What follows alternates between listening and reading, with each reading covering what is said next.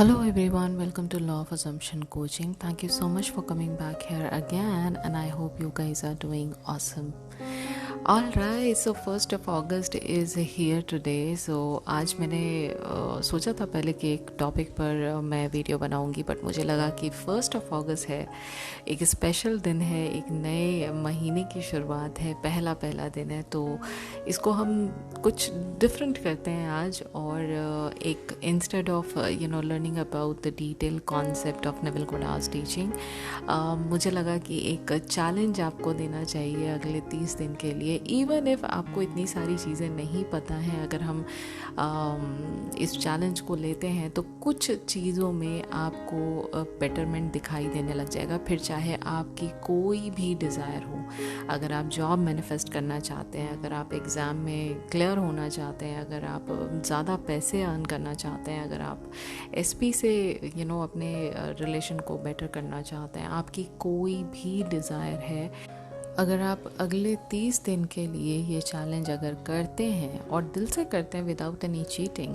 Then I promise you कि आपको अपनी किसी भी डिज़ायर, जो आपकी डिज़ायर है, irrespective of what it is, उसमें मूवमेंट दिखाई देगा और 100% पॉजिटिव मूवमेंट दिखाई देगा। So I am pretty much sure you all are very excited. So yes, without any further do, let's understand कि ये चैलेंज में करना क्या है। ठीक है, देखिए, सारी की सारी बात सिर्फ एक चीज़ पर आकर रुक जाती है, और वो बात है कि आप क्या जानते हैं अपने आप के बारे में, आप क्या मानते हैं अपने आप के बारे में। अगर आपको ये लगता है कि आप ही सब कुछ हैं, ठीक है, यानी आपकी रियलिटी में सारा का सारा जो क्रिएशन है वो आप ही का है, अगर ये बात आपने दिल से मान लिया, तो इसका क्या मतलब हुआ? इसका मतलब ये हुआ कि you are the creator of your reality. ठीक है, और अगर हमें इस चीज़ का एहसास अगर हो जाए, तो क्या हम 3D से डरेंगे? क्या 3D में जो कुछ भी चल रहा है उससे हमें कोई फ़र्क पड़ेगा?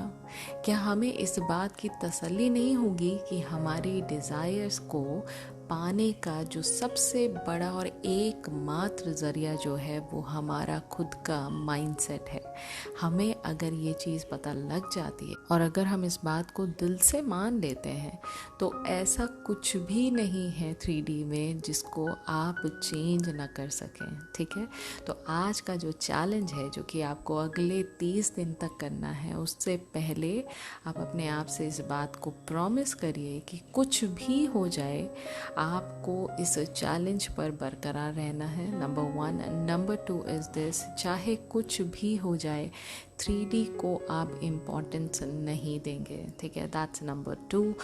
एंड नंबर 3 इज़, बीच में ये चैलेंज को आपको ड्रॉप नहीं करना है। ठीक है, तो अब ये चैलेंज में करना क्या है, इसके बारे में बात कर लेते हैं। देखिए, आपको कुछ नहीं करना है अगले 30 दिन के लिए, सिर्फ अपने आप को इन 3 बातों से रिमाइंड कराते रहना है, जो कि है number 1, I am the creator of my reality. I am the creator of my reality. Right? ये हुआ number 1 affirmation. Number 2 is 3D has no power over me because I am the creator of this 3D.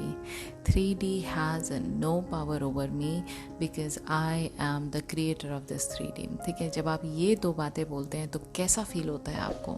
आपको ये 100% believe होने लग जाएगा कि ये 3D में जो कुछ भी आप देख रहे हैं, ये अल्टीमेटली आप ही का क्रिएशन है, ये अल्टीमेटली आपने ही क्रिएट किया है। और इस बात को जैसे ही आपने सबकॉन्शियस माइंड में डाल दिया, आप 3D से कभी भी इम्पैक्टेड फील नहीं करेंगे, आपको 3D कभी परेशान नहीं करेगी। और जो 3rd एफर्मेशन है वो है आपकी डिज़ायर से रिलेटेड। तो आप कहेंगे, as a creator I declare to see my desires in 3D at a lightning speed. As a creator I declare to see my desires at a lightning speed. जब आप ये बात को दोहराते हैं तो इसका क्या मतलब है? इसका मतलब ये है कि 2 बात तो आपने पहले ही कह दी कि भाई एज अ क्रिएटर सब कुछ आपका क्रिएशन है। ठीक है, इस बात को आप आपने मान लिया कि जो भी 3D में दिखाई दे रहा है वो आपका क्रिएशन है। नॉट ओनली दैट, आपने इस चीज़ से अपने आप को डिटैच कर लिया कि अब जो कुछ भी 3D में दिखेगा ना उससे मुझे डरना नहीं है, बल्कि ये बात को मान लेना है कि as a creator this is your creation only. So घबराने की कोई ज़रूरत नहीं है। अगर कोई चीज़ उसमें अच्छी नहीं दिखाई दे रही है then you do have the power to change the 3D as a creator. आपने ये बात को भी बोल दिया।